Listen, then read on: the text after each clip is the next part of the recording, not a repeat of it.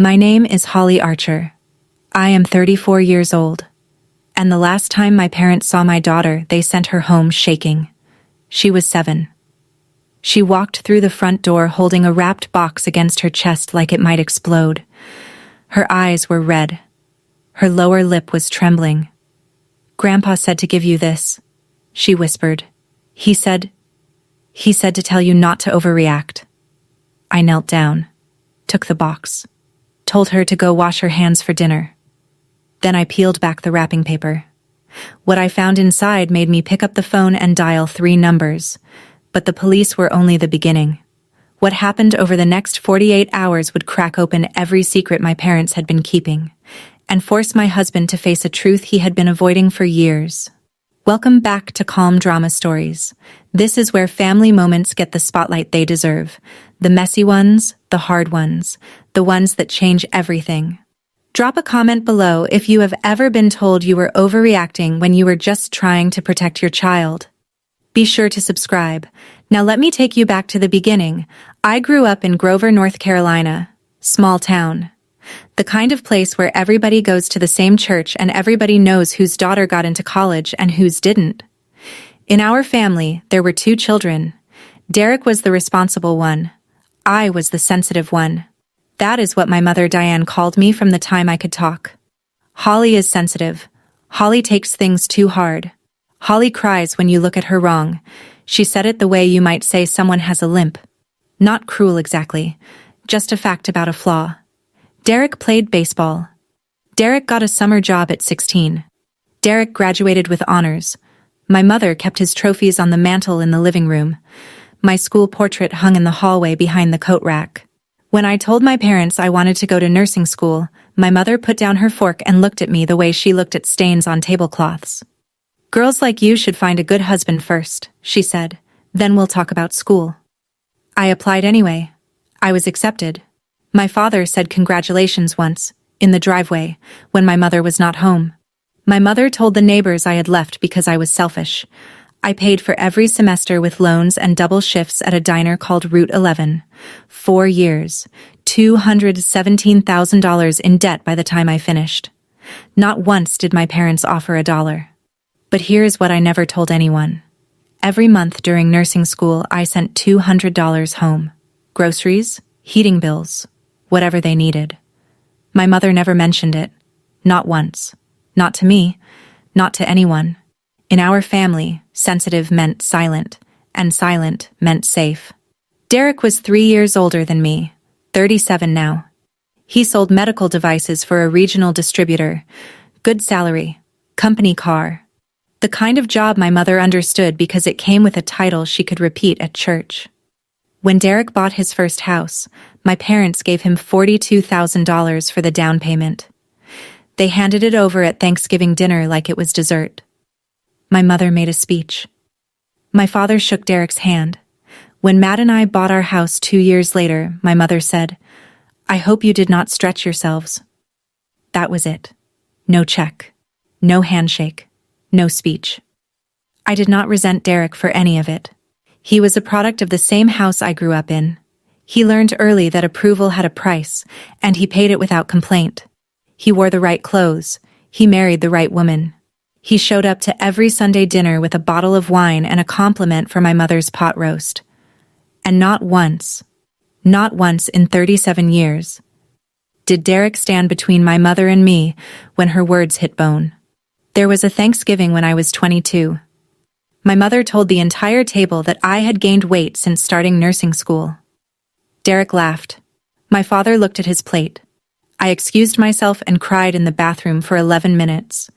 Derek never apologized, but I did not know then that Derek would be the one to save us, or that it would cost him everything he thought he had. That part comes later. For now, all I knew was that my brother and I lived in the same family, the way 2 people live in the same building but on different floors. Same address. Different weather. I met Matt at a hardware store on Route 9. He was buying lumber for a deck he was building. I was buying a smoke detector because the one in my apartment had been chirping for 3 weeks, and I kept telling myself I would fix it tomorrow. He saw me standing in the aisle staring at 6 different models like they were written in another language. He said, The one with the 10-year battery. Trust me. We were married 2 years later. I wanted a small ceremony. Backyard. 30 people. Wildflowers in mason jars. My mother wanted a full church wedding with a sit-down dinner and a guest list of 180 people she knew from choir and bridge club. I chose the backyard. My mother did not speak to me for 3 months. Matt said, "She will come around. Family is family." He meant it with love. He came from a family that argued over football and made up over pie. He did not understand families that argued over power and never made up at all. When Lily was born, my mother appeared at the hospital 40 minutes after delivery. I had not called her. I had not told her I was in labor. Somehow she knew. She walked into the room while I was still in the bed, picked Lily up out of the bassinet before anyone could stop her, and held her against her chest. "There she is," she whispered. "There's my girl. Not Holly's girl, not Matt's girl. My girl." Matt looked at me. I looked at the ceiling. A nurse came in and gently took Lily back for a weight check that nobody had ordered. I mouthed thank you to that nurse. She winked. Some people understand without being told. My mother called Lily my little angel. She said it the way some people say my house or my car. Ownership wrapped in affection. Within 6 months, Diane had bought Lily an entire wardrobe, pink dresses with lace collars, patent leather shoes, outfits I would never have chosen because Lily was a child who liked overalls and rain boots and getting mud on her knees. "She looks like a doll," my mother said. She meant it as praise. When I told Lily she could not eat the cookies my mother brought, Lily had a mild dairy sensitivity and the cookies were loaded with butter. My mother waved her hand. "One cookie will not kill her. I raised 2 children and they turned out fine." I said, "Mom, her stomach hurts when she eats dairy." Diane looked at Lily. "Mommy is too strict, isn't she, Angel? But Grandma understands." Lily giggled. She was 4. She did not know she was being recruited. Matt watched from the doorway. He said, "She means well. Pick your battles." But this was not about cookies. This was about a woman who had spent 30 years controlling one daughter and was now starting on another. There was one more thing. During that same visit, my mother brought a stuffed bear from her house, brown corduroy, button eyes, one ear slightly torn. "This was yours when you were little," she told Lily. "Your mother used to sleep with it every night. Now it is yours." Lily hugged it, named it Button. I watched my daughter hold a piece of my childhood that I did not remember giving away. Something about it felt wrong. Not the bear itself. The way my mother placed it in Lily's arms. Carefully, deliberately, like she was planting a flag. The changes came slowly, the way a faucet drips before the pipe bursts. Lily started refusing vegetables at dinner. "Grandma says I don't have to eat broccoli if I don't want to." She stopped wearing the clothes I picked out. "These aren't pretty. Grandma's clothes are prettier," she asked me once, sitting in her car seat on the way home from school. "Mommy, why are you always mad at Grandma?" I gripped the steering wheel. "I am not mad at Grandma, baby." "She says you are." I pulled into the driveway, turned off the engine, sat there for a moment. My daughter was 7 years old and she was already learning the vocabulary of sides, already being taught that love required choosing. That night, after Lily was in bed, I sat across from Matt at the kitchen table. "She is doing to Lily what she did to me." Matt looked up from his phone. "What do you mean?" "The comparisons, the undermining, the little comments that sound like love but taste like poison. She is turning Lily against me. She did the same thing with me and Derek. I was always the wrong one.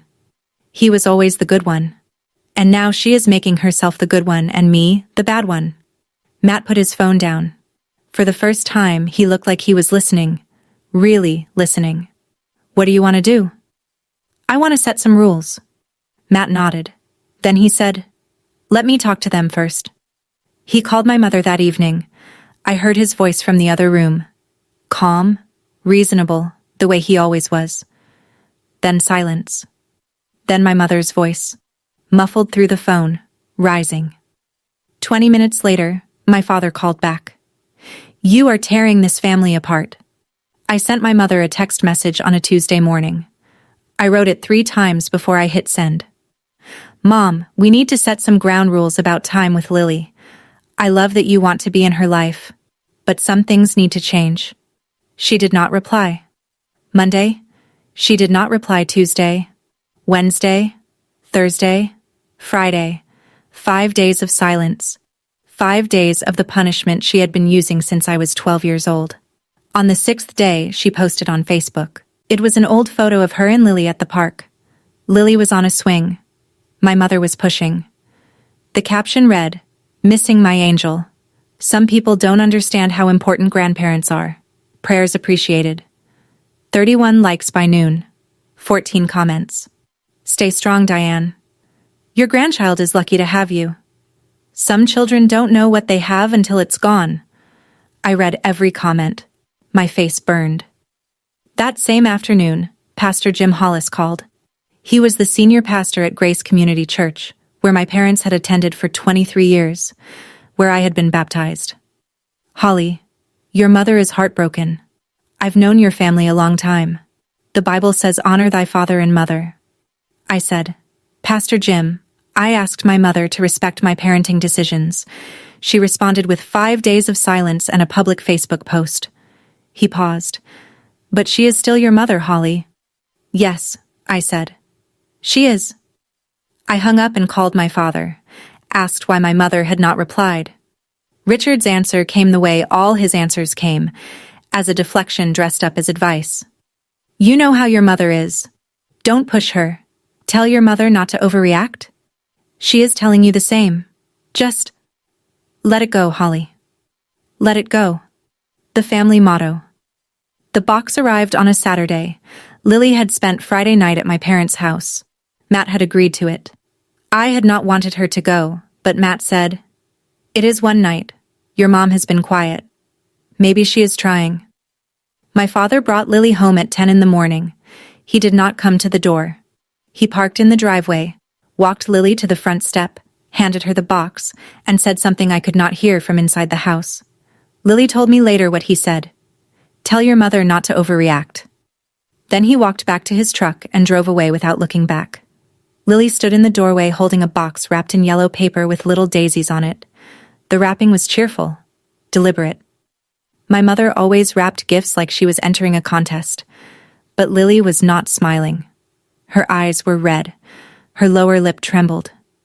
She was holding the box against her ribs like it was the only thing keeping her upright. Grandpa said to give you this, she whispered. I took the box, told her to wash her hands, sat her at the kitchen table with a glass of water and a peanut butter sandwich, turned on the television in the living room so she could hear cartoons while I opened it alone. I sat on the edge of my bed and peeled back the daisy paper. Inside, stacked neatly, were photographs. Every family photo my mother had kept of me from childhood. Birthday parties, school plays, the one from my nursing school graduation where I was standing alone because nobody came. But in every photograph my face had been cut out.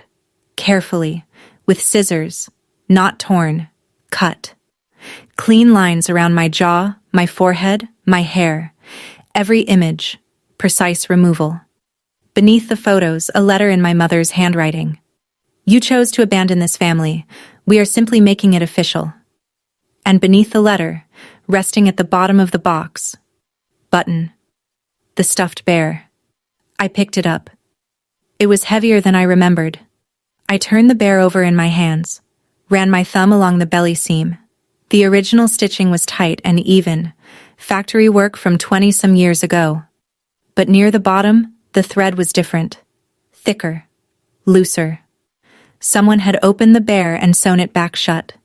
I got a pair of scissors from the kitchen drawer, cut the new stitches, reached inside through the stuffing.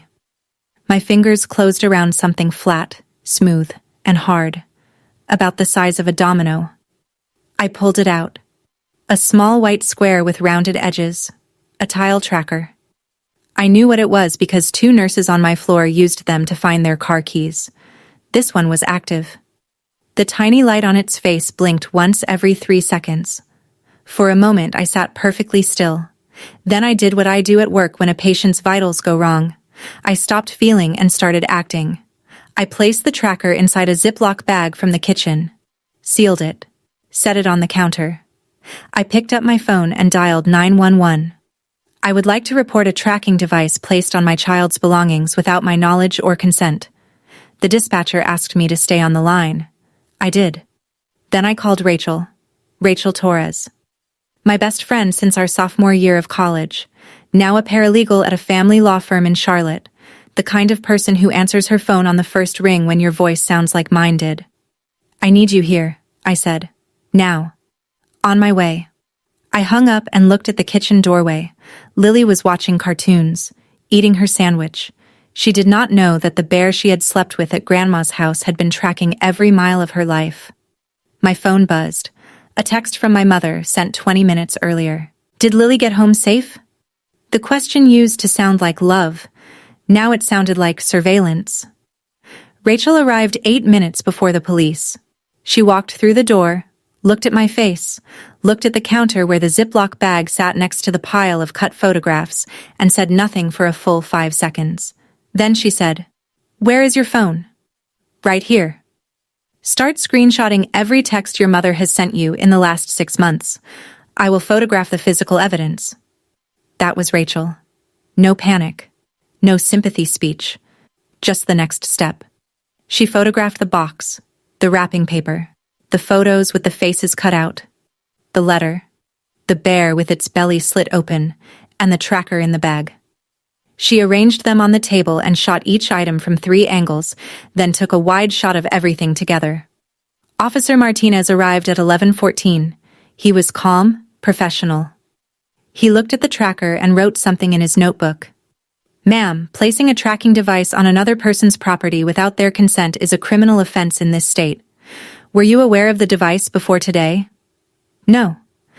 "And this was inside a stuffed animal belonging to your daughter?" "Yes. My parents returned it inside a wrapped box this morning." He nodded. "Wrote more. Asked for my parents' names and address." Rachel, standing behind me, asked, "Officer, can you walk us through the process for filing a protective order?" He looked at her. "Are you an attorney?" "Paralegal. Family law." He explained. "Temporary order filed at the courthouse.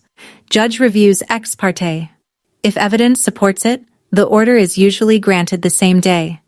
If you are watching this and you have ever found something in your child's belongings that made your stomach drop, I want you to know you are not paranoid.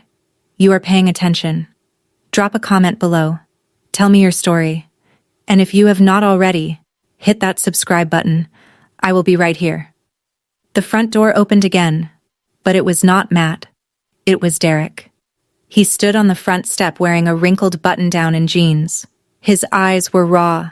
He held a manila folder in his right hand, pressed flat against his thigh like he was trying to hide it and present it at the same time. "I need to talk to you," he said. "Before Mom finds out I am here." I looked at him. My brother. The golden child. The one who laughed at Thanksgiving when my mother told everyone I had gained weight. The one who had never once stepped between us. "Come in," I said. He stepped inside, saw Rachel, saw the table covered in photographs and the Ziploc bag with the tracker. His face went white. "She actually did it," he said quietly. Officer Martinez looked up from his notebook. "And you are?" "Derek Archer, her brother." I led Derek into the living room. He sat on the edge of the couch. I stood. Rachel leaned against the doorframe with her arms crossed. 10 minutes later, the front door opened again. Matt. He had seen the patrol car in the driveway. He came in fast, keys still in his hand, contractor's boots tracking mud. He stopped in the doorway of the living room. He saw me. He saw Derek sitting on our couch. He saw Officer Martinez at the table. He saw Rachel by the door. His face drained of color. "What is he doing here?" His voice was flat but loaded. 3 years of silence with my brother. 3 years since Thanksgiving when Derek had stood in our mother's kitchen and said, "Holly always makes everything about herself." Derek stood. "Matt." "No." Matt held up a hand. "You don't get to show up here today like—" "He came to tell us something," I said. And you need to hear it. Matt looked at me, then at Derek, then at the folder in my brother's hand. Sit down, I said. Both of you. Derek opened the manila folder on the coffee table. His hands were steady, but his jaw was tight. Mom has been talking to a lawyer, he said. She wants to file for grandparent visitation rights, maybe more. He spread the contents across the table. Printouts of emails between my mother and a family attorney named Garrett Loomis. A draft petition. Handwritten notes in my mother's small, cramped script. I picked up the notes. My mother had written a list titled Evidence. Underneath, Holly leaves Lily with babysitter regularly. Neglect. Holly restricts Lily's diet, controlling. Holly isolates Lily from extended family. Holly shows signs of emotional instability. All of it fabricated. Every line a lie dressed up in legal language. Matt leaned forward. She wrote this? Derek nodded. She asked me to testify. She asked me to tell the judge that Holly hit Lily. The room went silent. Matt's voice came out low and hard. She asked you to lie under oath? Yes. Derek looked at me, and I almost did. I almost convinced myself it was the right thing, that Mom knew best, that she always knows best. That is what she taught us, isn't it? Rachel picked up one of the email printouts. She scanned it, flipped the page, scanned another. These emails are admissible, she said. Your mother put her plan in writing. This folder changes everything. Derek looked at the Ziploc bag on the counter, the tracker, then at the table. The bear with the split belly, stuffing visible. She put a tracker in that? He stared at it. That is the bear from our house. Mom kept it on the shelf in the hallway for years. She called it Holly's bear. My bear. My childhood. My daughter. My mother collected things that belonged to me and turned them into tools. Not anymore, I said. I need to go back a year. To the Thanksgiving that broke us. My parents' house. 12 people around the dining table. Turkey, stuffing, green bean casserole. Richard at the head, Diane at the foot. Everyone between them arranged like props in a play she had been directing for 40 years. Lily was tired. It was 7:30. She had been running around with her cousins since noon, and her eyes were glassy the way they get when she needs to lie down. I said, Lily, honey, it is bedtime. Let's go brush your teeth. My mother set down her wine glass. Holly, it is Thanksgiving. One late night will not hurt her. She is exhausted, Mom. She needs sleep. I had 3 children staying up past midnight every holiday, and they survived. You had 2 children, Mom. And I am asking you to respect my decision. The table went quiet. 12 people and not a single fork moved. Diane's eyes filled with tears. Not sad tears. Weapon tears. I just wanted one holiday with my granddaughter, she said. Her voice cracked in exactly the right places. And you are ruining it. You always ruin things, Holly. Derek, my brother, my golden child brother, set down his napkin and said, Holly, why do you always have to make everything about you? My father looked at his plate. Your mother is an old woman. Show some respect. Matt stood. We should go. I picked up Lily. She was half asleep against my shoulder. I walked through the kitchen to the front door. Nobody followed us. My mother's voice came from the dining room. Fine, take her. You take everything. 12 people at that table.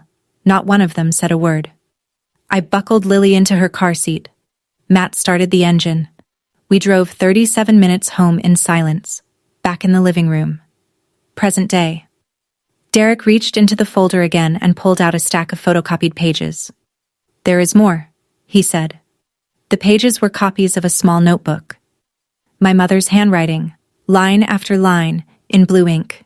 Dates on the left, notes on the right. September 14th. Holly dropped Lily at school at 7:52. Picked up at 3:15. Babysitter on Thursdays. September 21st. Matt works late Thursdays. Holly alone with child. October 3rd. Lily said she had cereal for dinner. Evidence of neglect. October 10th. Holly left Lily with babysitter March 14th for 6 hours. Follow-up. October 18th. Teacher name, Mrs. Koenig. Room 204. School phone number listed. November 1st. Pediatrician. Dr. Patel. Grover Pediatrics.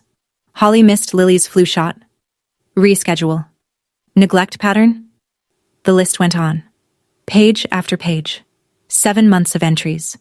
Each one gathered from conversations Lily did not know were interrogations. Where did you find this? I asked. Her desk drawer. She left it unlocked last week. I was looking for a pen. Rachel took the copies from my hands. She read them the way she reads depositions. Fast, focused, marking key passages with her fingernail. This is surveillance, she said. Your mother has been building a case against you for at least 7 months. Every question she asked Lily. What did you eat? When does mommy pick you up? Who watches you? Was data collection. Matt stood and walked to the window. He pressed his forehead against the glass. How long has she been doing this? He said without turning around. Derek. At least since September. That is when the notebook starts. But knowing Mom, the planning started earlier. I looked at the cover of the photocopied notebook. My mother had written 5 words across the front in her careful script. Everything I do for Lily. The sentence sat there. Calm, righteous, complete. The kind of sentence a person writes when they believe they are the hero of someone else's story. I set the pages down. My hands were steady. I had stopped shaking sometime between the tracker and this moment. I do not know exactly when. I looked at my brother, the golden child, the one who always showed up on time with the right wine and the right answer. Why are you telling us this now? I asked. Derek sat back. He rubbed his palms on his jeans. Then he said, because Amanda is pregnant. 8 weeks. Nobody spoke. I looked at the ultrasound, he said, this tiny thing on the screen, and I thought, what happens when Mom does this to my kid? When does it start? Does she already have a notebook with Amanda's name on it? He paused. I told her I would not testify. She said if I don't support her, I'm dead to her too. Matt looked up from the window. She said that? Same words she used on Holly 12 years ago. Derek turned to me. You remember? I remembered. I was 22. I had just accepted my first nursing position in Charlotte instead of coming home to Grover. My mother called me from the kitchen phone and said, if you do this, you are dead to me. I thought she was being dramatic. She did not speak to me for 14 months. Welcome to the club, I said. Derek almost smiled. Almost. Then his face folded again. Rachel looked at Derek with the detached focus of someone who has seen 100 family courtrooms. Derek, your testimony as a witness will be crucial.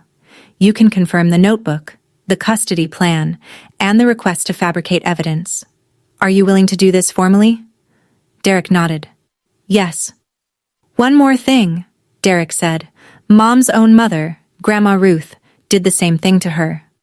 Cut her off when she married Dad against her wishes. Mom never talked about it. But Dad told me once, when he had been drinking. Mom never recovered from that rejection. The room absorbed that. My mother, the architect of isolation, had once been its victim. It explained everything. It excused nothing. Rachel spread her palms flat on the coffee table, the way she does when she shifts from friend mode to work mode. Here is where we are, she said. You have enough for a temporary protective order. The GPS tracker is a stalking violation. The notebook shows a pattern of surveillance. The emails and draft petition show intent to file a fraudulent custody claim. Derek's testimony confirms the fabrication request. The cut photographs and letter demonstrate escalation and psychological intimidation. She counted the evidence on her fingers. 6 items.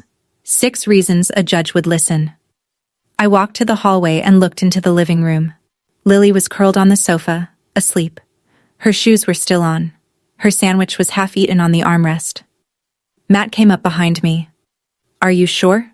He said quietly. If you do this, there is no going back with your parents. I looked at our daughter, 7 years old, asleep on our couch, because she was exhausted from a night at her grandmother's house where she had been loaded with a box, a message, and a tracking device she did not know she was carrying. They went past going back, I said, when they put a tracking device on our daughter. I turned to Rachel. What do I need to do? She walked me through it. File at the courthouse Monday morning. Temporary order reviewed by a judge ex parte, meaning my parents would not be present for the initial hearing. If the evidence supports it, the order is usually granted the same day. Full hearing in 10 to 14 days. Officer Martinez, who had been writing notes this entire time, said, I will have the report ready for you by Monday morning. I signed the witness statement. Matt signed as a corroborating witness. Derek signed his written account. I signed my name the way I sign discharge papers at the hospital. Steady. Because when the patient is your own child, you do not get to shake. Sunday morning. My phone woke me at 6:47. Pastor Jim Hollis. A text. Holly, I am very concerned. Your mother says you threatened to have her arrested. She says you are keeping Lily from her. Please call me. This is tearing the church family apart. I did not call. By 9 o'clock, 3 more messages had arrived. Aunt Patricia. Honey, your mother is devastated. She has been crying all morning. Can you not just sit down and talk like adults? A cousin I had not spoken to in 4 years. Diane is a saint. Whatever happened, she does not deserve this. Then the Facebook post. My mother had written it at 7:15. The timestamp glowed on my screen like a countdown. When your own daughter treats you like a criminal for loving your grandchild too much. When you give your whole life to your family and they throw it back in your face. I am broken. But God sees the truth. Prayers appreciated. 47 likes by noon. 23 comments. Stay strong, Diane. So sorry you are going through this. Some children never appreciate what their parents sacrificed. I read them all. My face burned. My throat tightened. I put the phone face down on the kitchen counter. Rachel texted at 10. Do not engage online. Screenshot everything, every comment, every share. The judge will want to see the campaign. I screenshotted for 40 minutes. My thumb ached by the end. One comment caught my eye. Near the bottom. Amanda, Derek's wife. A single heart emoji. Derek had not told Amanda yet. He had sided with me in secret and his wife was still sending hearts to the woman who wanted to take my child. I closed the phone and looked at the clock. 17 hours until the courthouse opened. Monday morning. I took the day off work, told my charge nurse I had a family matter. She did not ask questions. In a hospital, family matters are understood the way weather is understood. Everyone has been through one. Matt stayed home with Lily. I kissed Lily's forehead while she was eating toast. Have a good day, Mommy, she said. You too, baby. Rachel picked me up at 8:15.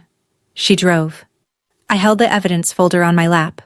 Inside, Officer Martinez's police report, the photographs of the cut-up pictures, the tile tracker sealed in the evidence bag, 6 months of text message screenshots, Derek's signed statement, the photocopied pages from my mother's notebook, and printouts of my mother's Facebook post with all 47 likes and 23 comments. At the courthouse, I filled out the petition for a temporary protective order. The clerk's name was Linda. She wore reading glasses on a beaded chain and she read the petition without expression. Ma'am, have you been in contact with the respondent in the last 24 hours? No. Filing fee is $89.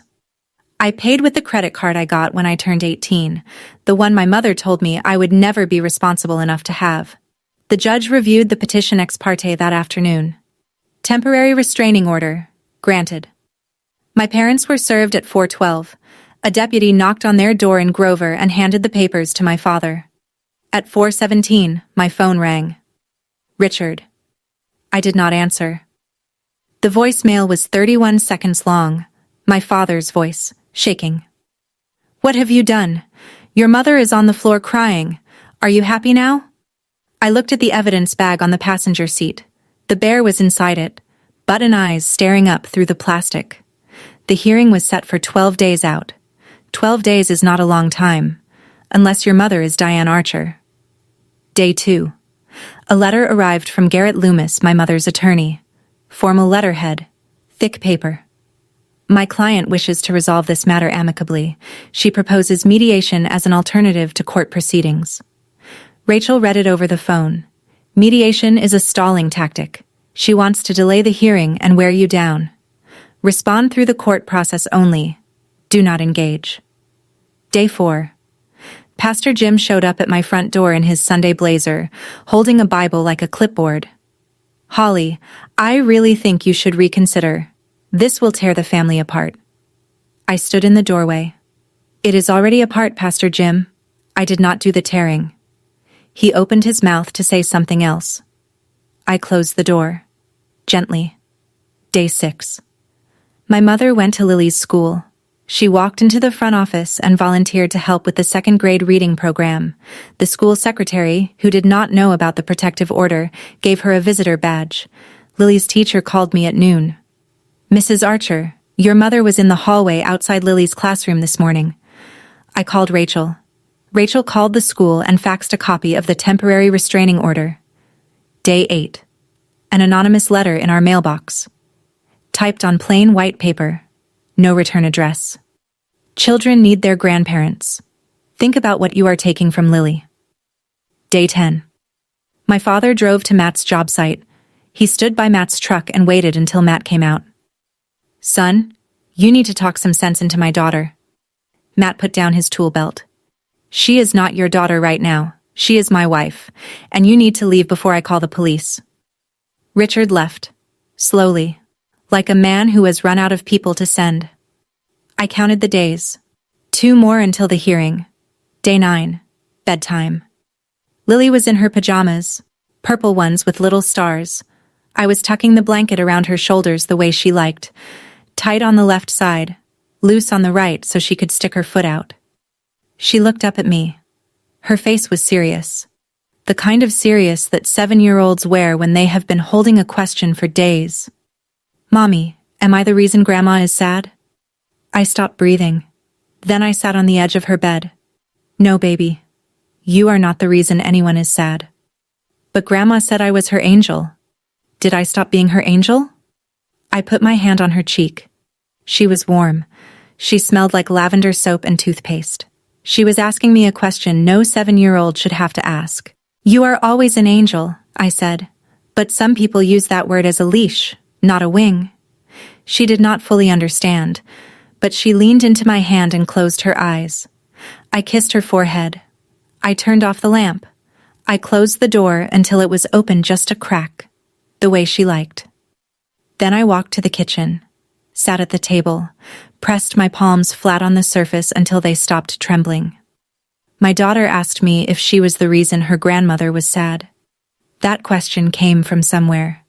Someone planted it. I sat there for 20 minutes, not crying, not planning, just sitting, letting the weight of that question settle into the part of me that would carry it into court. If you have ever had to explain to your child why someone who claims to love them is not allowed to see them anymore, then you know this feeling. It is the hardest conversation, and it is the most necessary one. Share this video with someone who needs to hear that. Subscribe if you have not already. Day 11. Derek called. Mom found out I gave you the folder. I closed my eyes. How? Amanda. She did not know I was helping you. She thought I was getting involved in drama. He paused. She told Mom about the folder during a phone call. She thought she was venting. Mom turned it into ammunition. Diane had called Amanda directly. 8 weeks pregnant. Terrified. My mother told her, "Your husband is betraying his own mother. Is this the kind of man you want raising your baby?" Derek's voice was dry. Amanda is scared. She does not understand why I did what I did. Do you? Yes. No hesitation. But I am paying for it. He told me the rest. Diane had called him that morning. Her voice was the voice he had heard his whole life, the one that could make a room go cold. You are cut off, she told him. No inheritance, no holidays, no family. You are dead to me. The same words, the exact same words. 34 years apart? Same kitchen phone? Same woman. She used the same line, I said. I know. I was standing in the same house where she said it to you. I was looking at the same refrigerator. She still has the same magnets? Silence. Not uncomfortable silence. The kind of silence that sits between two people who finally understand the same thing. Are you still willing to testify? I asked. A long pause. I could hear him breathing. Yes, he said. Thank you, Derek. He said nothing for a moment. Then, you are welcome, Holly. It was the first honest exchange my brother and I had shared in 20 years. It arrived the way most honest things arrive in our family. Late, damaged, and only after everything else had failed. The night before the hearing, Rachel sat at my kitchen table with a yellow legal pad and a pen she kept clicking. The judge will ask you why you waited, she said. Why you did not set boundaries sooner. Why you let it go on for years. I looked at the pad. She had written the question in capital letters, underlined twice. Because I was taught that boundaries meant I was the problem, I said. Rachel set the pen down. That is your answer. Say it exactly like that. She reviewed the evidence one more time. She laid each item on the table in the order I would present it. Tracker in the evidence bag, cut-up photographs, Diane's letter, notebook photocopies, Derek's signed statement, text message screenshots, Facebook post printouts, the voicemail transcript from Richard, the school incident report. 9 pieces of evidence, each one a moment when my mother crossed a line and assumed I would not draw one back.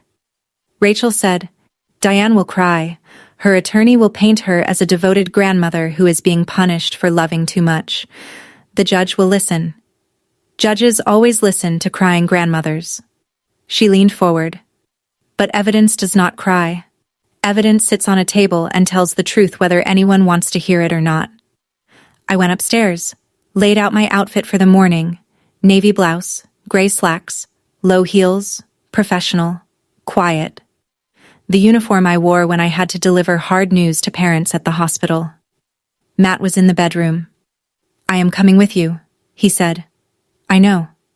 I put the evidence bag with the bear by the front door so I would not forget it in the morning. Button's face pressed against the plastic. 2 button eyes looking up, waiting. I set my alarm for 5. I did not need it. I did not sleep. I woke at 5:12. The alarm had not gone off yet. I turned it off and lay in the dark for 3 minutes. Then I got up, made coffee, stood in the kitchen watching the steam curl above the mug. Outside, the sky was the color of a bruise turning yellow, the kind of morning that does not promise anything. I drove Lily to school. She was quiet in the back seat, drawing circles on the window with her finger. Have a good day, Mommy. You too, baby.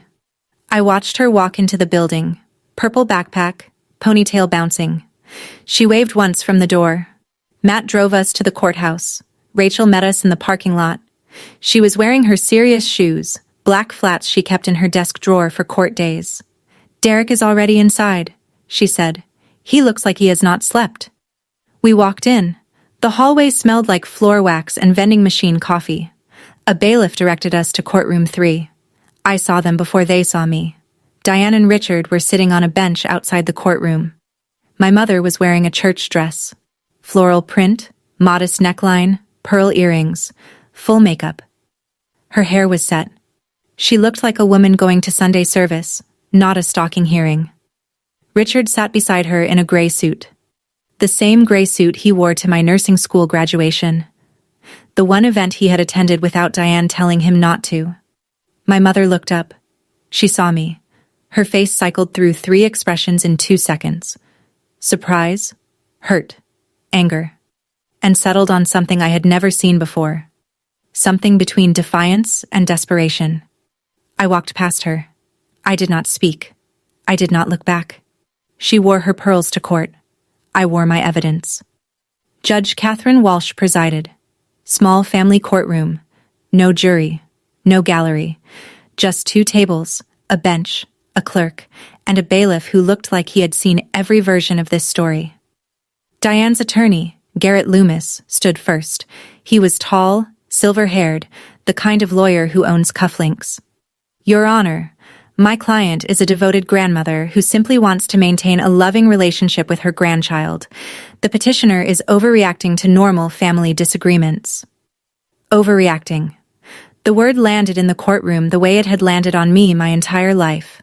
Heavy, dismissive, designed to make me smaller. I stood. Rachel had helped me prepare. I was representing myself. I could not afford an attorney, and Rachel, as a paralegal, could not represent me in court. But she had rehearsed every line with me. She had taught me how to present evidence. She had told me to speak the way I speak to worried parents at the hospital. Clear, calm, factual. Your Honor, my name is Holly Archer. I am a pediatric nurse practitioner. I am here because my parents placed a GPS tracking device inside a stuffed animal belonging to my 7-year-old daughter without my knowledge or consent. I paused. Let the sentence land. I am here because my mother has been systematically surveilling my family's movements and daily routines for at least 7 months. I am here because my mother asked my brother to fabricate testimony, accusing me of physically abusing my child. And I am here because my daughter came home shaking, holding a box of photographs in which my face had been cut out of every image. Judge Walsh looked at the evidence folder on my table. Proceed. I opened the folder. 9 items. I had placed them in order the night before. My father's exact words were, "Tell your mother not to overreact." Today, I was done overreacting. Today, I was documenting. I placed the first item on the clerk's table. The Ziploc bag with the tile tracker inside. Item 1, I said. A GPS tracking device found sewn inside a stuffed bear that was returned to my 7-year-old daughter inside a gift-wrapped box. The device was active at the time of discovery. It was reported to Grover Police on the date of discovery. Officer Martinez's report is included in the file. Item 2. The cut-up photographs. I fanned them across the table. 12 images. Everyone missing my face. These are family photographs from my childhood. My mother cut my face from each one with scissors and sent them to me through my daughter. Item 3. Diane's letter. This is a handwritten letter from my mother. I will read one line. You chose to abandon this family. We are simply making it official. Item 4. The photocopied notebook pages. These are copies of a surveillance log my mother maintained for approximately 7 months. She recorded my work schedule, my daughter's school pickup times, our babysitter's schedule, our pediatrician's name and phone number, and my husband's work hours. Item 5. Screenshots of text messages and the Facebook post. These demonstrate a coordinated campaign to pressure me through family members and the community. Item 6. Derek's signed statement. The courtroom was quiet. Diane's attorney scribbled notes. My mother sat perfectly still, her hands folded in her lap the way she folded them in church. Judge Walsh examined the tracker through the bag. She held it up to the light. Then she set it down. Was this reported to law enforcement? Yes, Your Honor. Officer Martinez filed report number 204613. The judge made a note. She looked at my mother's table. Does the respondent wish to address these items? Garrett Loomis stood. Yes, Your Honor. We would like to call Mrs. Archer. But first, I called Derek. My brother walked to the front of the courtroom. He did not look at our mother. He looked at the judge. Diane made a small sound, a gasp that she tried to swallow. Her attorney put a hand on her arm. Derek stated his name, his relationship to me, his relationship to the respondent. My mother asked me to testify against my sister, he said. She asked me to tell this court that Holly physically struck her daughter Lily. That is not true. It has never happened. In 34 years, I have never seen Holly raise her hand to anyone. He paused. She also asked me to describe Holly as emotionally unstable. Holly is the most stable person in our family. She always has been. Derek presented the email copies from Diane's attorney. The draft custody petition. The pages from the notebook. I brought these documents to Holly because I believe my mother intends to take Lily away from her. Not out of love. Out of control. Judge Walsh looked at Derek. Mr. Archer, why did you decide to come forward? Derek's jaw tightened. Because my wife is pregnant, and I realized that if I helped my mother do this to Holly's child, I would be no different from her. I would be teaching my own kid that silence is the same as loyalty. It is not. Diane stared at Derek. Her pearls caught the fluorescent light. Her face was the face of a woman watching her last ally walk away. Garrett Loomis called my mother to the stand. Diane stood slowly. She smoothed her dress. She touched her pearls the way she always touched them. A habit, a ritual, a reminder to herself of who she was supposed to be. Mrs. Archer, Loomis said, can you explain the tracking device? My mother's voice was steady, practiced. I was worried about Lily's safety. Holly works long hours at the hospital. She leaves Lily with babysitters. I needed to know my granddaughter was safe. I sat at my table, hands in my lap. I said nothing. Judge Walsh leaned forward. Did you have the child's mother's consent to track the child's location? My mother looked directly at the judge. A grandmother should not need consent to protect her own grandchild. Judge Walsh's eyebrows rose a fraction. She wrote something down. Loomis tried to redirect. Mrs. Archer, can you describe your relationship with your granddaughter? But my mother was already past the script. The courtroom was too small. The evidence was too close. The son who was supposed to be her witness was sitting on the wrong side of the room. I raised Holly, she said. Her voice tightened. I know her better than anyone in this room. She is too sensitive to be a good mother. She always has been. She cries at everything. She takes everything personally. Mrs. Archer, Judge Walsh said. But Diane was past hearing. Her voice rose. Her hands gripped the edges of the witness box. Everything I did for Lily. Everything. The words echoed. The same words written on the cover of her notebook. But in a courtroom, with a judge watching, they sounded different. They sounded like what they were. She pointed at me. She took my grandchild. She is the one who should be on trial. Mrs. Archer, lower your voice. I will not lower my voice. I am that child's grandmother. I sat still, hands in my lap, breathing evenly, the way I breathe when a patient flatlines, and the room is screaming and someone has to stay calm enough to push the right button. Judge Walsh turned to my father. Mr. Archer, you delivered the box to your granddaughter. You told the child to tell her mother not to overreact. Is that correct? Richard stood. He was smaller in the courtroom than he was anywhere else. Smaller than he was at the head of the Thanksgiving table. Smaller than he was in his own driveway. Yes, Your Honor. Did you know there was a tracking device inside the bear? He looked at Diane. She stared back at him with the force of 40 years of marriage and control. Then he looked at me, then at the floor.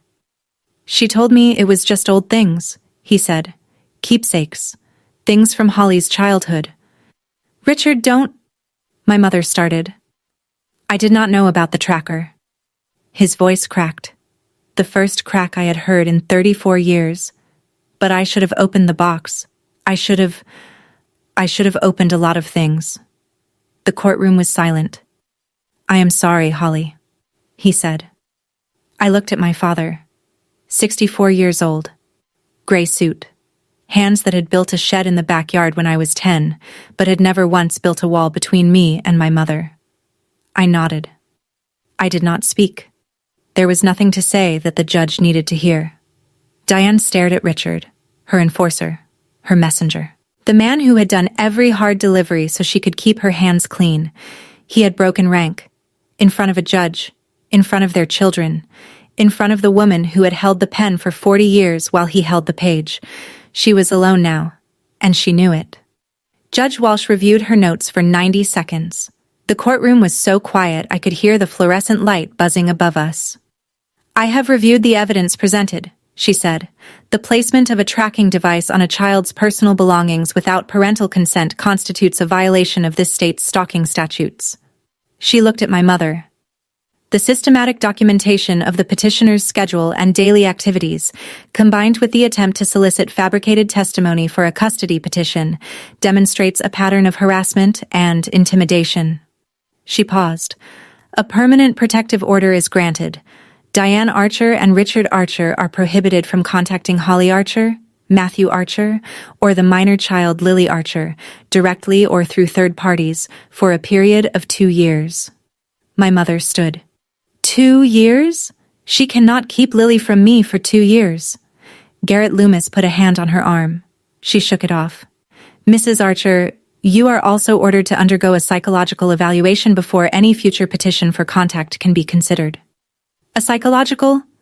My mother's voice broke. Not weapon tears this time. Real ones. The kind that come when the thing you are trying to hold falls out of your hands in front of everyone. Her attorney pulled her back into her seat. I exhaled. The first full breath I had taken in months. It came out shaky and uneven, and I did not care. Rachel squeezed my hand under the table. Matt was crying. Silently. His shoulders shaking once, then still. The gavel came down once. It sounded nothing like an ending. It sounded like a door. Locking from the right side for the first time. Outside. April sunlight. The parking lot smelled like warm asphalt and cut grass from the lawn across the street. Holly. Matt. Rachel. Derek. Standing on the courthouse steps like survivors of something nobody else could see. Derek put his hands in his pockets. I will be okay. Amanda is... We will figure it out. You are going to be a good dad, Derek. He looked at me. I had a bad example, but I also had a sister who showed me what standing up looks like. He turned and walked to his car. He did not look back at the building. Rachel touched my shoulder. You did good, Holly. Matt put his arm around me. His hand was warm. Let us go pick up Lily. I looked back at the courthouse doors. They were glass. I could see the hallway inside. My mother and father were still in there, sitting on the bench, not moving, not speaking. The evidence bag was in my hand, the bear inside it. Button's eyes caught the afternoon sunlight through the plastic. I would throw it away eventually, but not yet. Not until Lily was ready to let it go on her own terms. Some things you have to carry until you are strong enough to set them down. 3 weeks later, our house was quiet in a way it had not been quiet in years. Not tense quiet, not waiting quiet, just quiet. Lily asked about Grandma less and less. One evening, sitting on the kitchen floor drawing with crayons, she looked up at me and said, Mommy, I am glad you are not the sensitive one anymore. I knelt down beside her. I never was, baby. She went back to drawing. Purple flowers, a yellow sun, a house with a red door. I watched her for a long time. Pastor Jim stopped calling after Rachel sent him a copy of the court ruling. He replied with one sentence, I will keep your family in my prayers. I did not reply. Aunt Patricia sent one text.